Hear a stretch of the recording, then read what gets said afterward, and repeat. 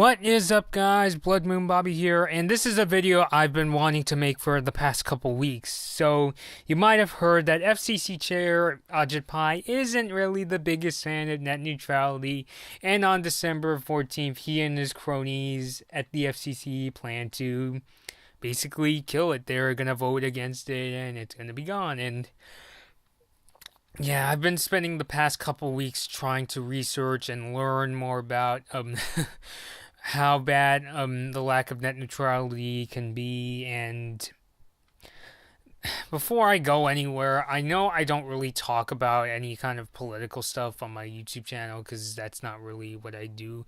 But this is, a case where this is not a case of partisan politics. In my opinion, the battle of net neutrality is it's a case for big companies to be super anti-competitive.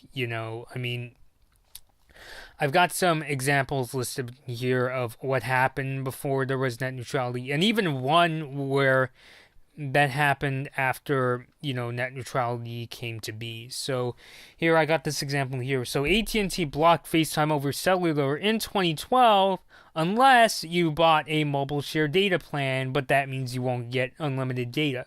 And although AT&T has lifted those restrictions in 2013, what is to stop them doing it again, especially since they omitted their actions in a recent blog post.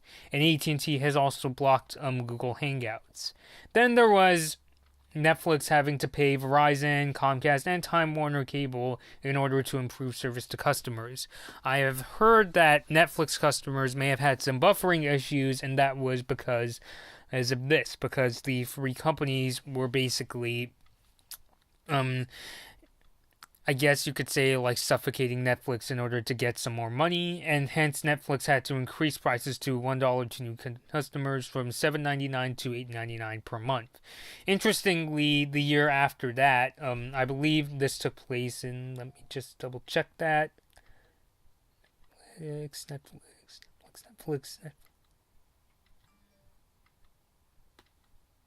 That was in 2014.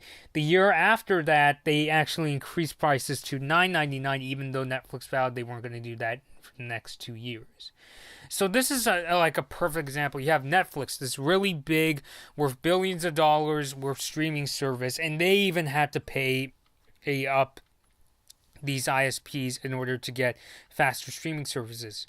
So what's gonna happen when Tommy wants to start a new streaming service, but he's basically a startup. He's very dependent on things like Kickstarter, and he's not gonna have money to pay off like the Comcast and the Verizons and so forth. And then in 2011, Verizon blocked Google Wallet so that its customers would have to use the wonderfully named ISIS wallet, which is now called Softcard for obvious reasons. So that's where it goes back into me saying to me, the idea of the lack of net neutrality is big companies trying to be anti-corporate. Not anti-corporate, but anti-competition, which, you need competition to make to improve your products and so that these big companies can't do whatever they want. Because when a big company can do whatever they want, to them there's no consequence because a competitor can't overtake them overnight. Like, the best way I can put it is it's almost like Verizon and Comcast and Time Warner Cable, among other companies, are acting. It's almost like they're putting themselves in like a MySpace versus Facebook scenario where it's like they're MySpace and they don't want a Facebook to come and get them, because what happened, Facebook overtook MySpace and now barely anybody uses MySpace. So basically what I'm trying to say is old companies are trying to do everything so that newer companies can't overtake them. I mean, don't you just love how undemocratic this all sounds? And yeah. And the way Ajit Pai has been, going about this. Pretty much everybody at the FCC, or the guys that are going to vote along with Ajit Pai, are going to vote against the FCC. Interestingly, pretty much, look at this for a second. since the FCC is majority Republican right now, it's pretty much a given that they're going to all vote against net neutrality.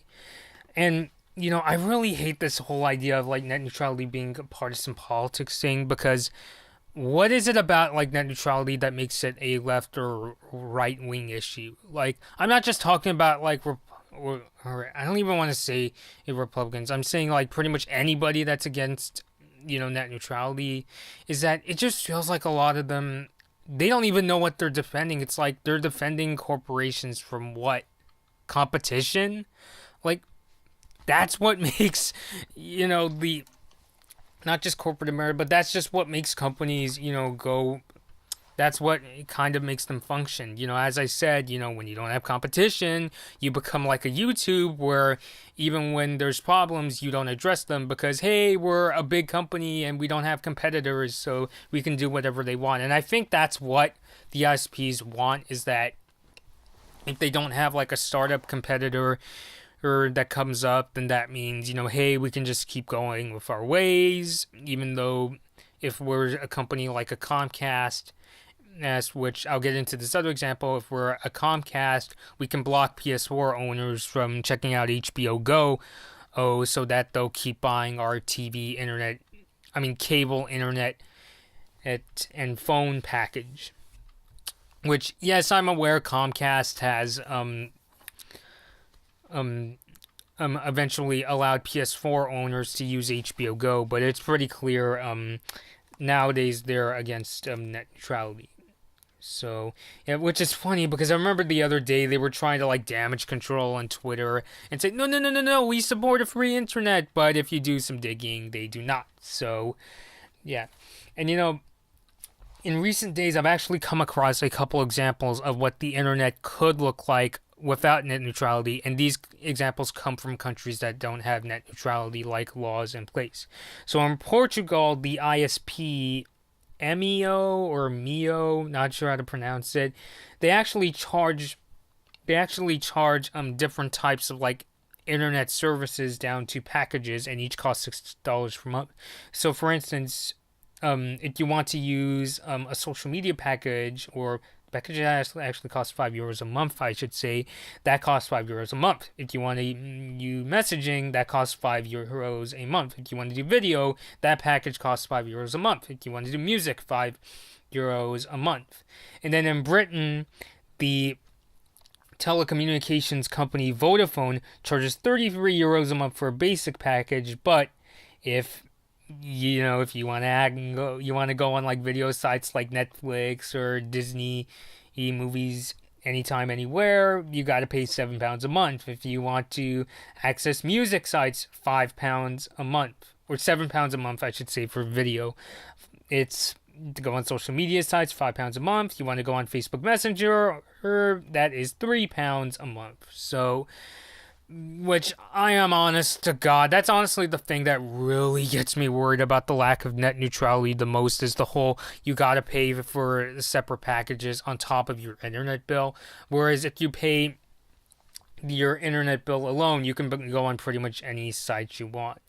The one kind of thing the world with net neutrality I haven't seen much of an example yet is that it could mean, let's say you're a Republican politician, you're working at the FCC, but there's this very left-wing website out there, like let's call it the left-wing equivalent of Breitbart. They want to, they're going around and like they're very supportive of the left, and this right-wing politician, it might even be Chairman Pai, saying, oh, we got to shut them down and just, that small website, even if only 200 people go on it per week, it gets shut down. Haven't seen that. If you know of any examples like that, it doesn't even matter. It doesn't have to be a right wing shutting down. It could even be like a left wing person shutting down a right wing website. Please comment below.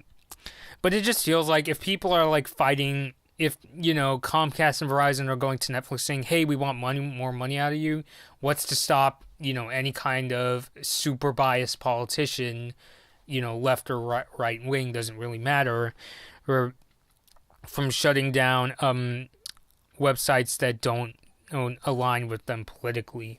And on top of that, too, I've been hearing that Chairman Pai has been getting a lot of threats toward him and his family, which, leave his family, like, out of this. Like, what do his kids, do they support neutrality? Do you know if they support it or don't support it? And, sending these, threats to Pai isn't going to do anything, What you guys can do, the ones watching this video, is that there are going to be protests at certain Verizon wireless stores. I'm kind of mixed on it because it's just like, why aren't you going to Verizon's headquarters? But at the same time, Verizon stores are much more common in the world than, or in the United States, I should say, than their headquarters. So there's that option. And if you are going, please do not go violent. Don't go inside and start breaking phones or smashing windows or attacking their employees. Because keep in mind, their employees are most likely college students there to get a quick buck, not to push Verizon's agenda. So, peacefully protest. Don't go overly crazy. And now the only way to fight net neutrality, because Chairman Pai has said they've got, or was it Chairman Pai? Let me double check that.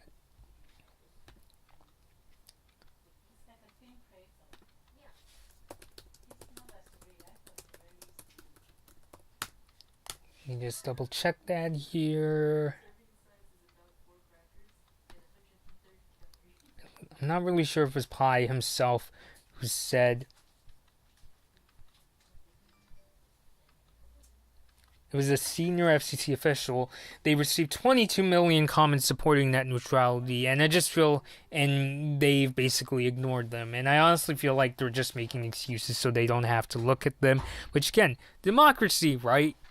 And so they received 22 million comments, and they claimed that 7.5 million of those comments were the exact same letter, that was the idea. If people who support net neutrality didn't even if they knew a lot about it, if they didn't have time to write a letter of concern, they could just copy paste a pre-made message. And some of them came from 45,000 fake email addresses, which 45,000 out of 22 million. Please do the math, FCC. And now the only way to fight net neutrality is through Congress, and there are websites out there that you can check out in order to contact them. And, just as a guy who has smaller websites, whether it be my Blood Moon Bobby website or my newspaper's website, I am just, especially with those internet packages that just really freak the hell out of me. I am very, very supportive of net neutrality, especially as a guy who works on smaller websites. And yeah, it's just things are going to get a lot more expensive. And, especially if you've got parents that don't really understand how social media works, and they're like, social media, that's where the child traffickers go, even though that's not everybody. What's going to happen if, let's say you're a teen that uses Facebook for chill reasons, you're just, you're using it to message and post good, not even overly sexual photos. You're just using it to post, pictures of your food and hanging out with your friends. What happens if you have to go up to your parents and say, oh, you have to buy me the social media package? And they're like, isn't Facebook that weird website where people are stalking each other? So honestly, for me, that's where it really gets scary. Of course, as for, smaller websites, especially in recent years, we got newer services, I should say, the Spotifys and the Twitches and so forth. And with more companies, I'm pretty sure on the horizon, what happens if they get in a Netflix situation where they have to pay out the ISPs? See, that's where what I mean when I say I don't really see this as a partisan politics issue, because it's not that Netflix has to go to a politician. They have to go to these companies, whether it be Comcast, Verizon, Time Warner, and so many others that I could name. So, yeah, basically making this video, just letting you know that, all this evidence. And it's funny how, Pi Although granted, he's out like he doesn't want you guys to fact check. He's saying things like, "Oh, if their net neutrality is in place, the ISPs won't have money to build their network in more rural places." Even though AT&T was able to do it after Title II passed. So, yeah. So basically, to end this video, please do what you can to support neutrality, but please don't go making threats. I mean, I think even like Pi was, going around saying, see, all these people are making threats again. It's me. They want a neutrality state. That's not going to convince him to keep it around if you're going to be, violent or threatening him. So, all right, guys, I'm going to have to end things here. This has been Blood Moon Bobby. Thanks for watching or listen. Actually, before I go, I should, I wanted to repeat, I'm not, that the FCC will be voting on this on December 14th. So for the guys watching, you got about a week and a half to do what you can. So, all right, guys. So this has been Blood Moon Bobby, and thanks for watching or listening. Hey guys, this has been a Blood Moon Bobby video. Please like this video or dislike it, and please subscribe to my channel. Thanks for watching.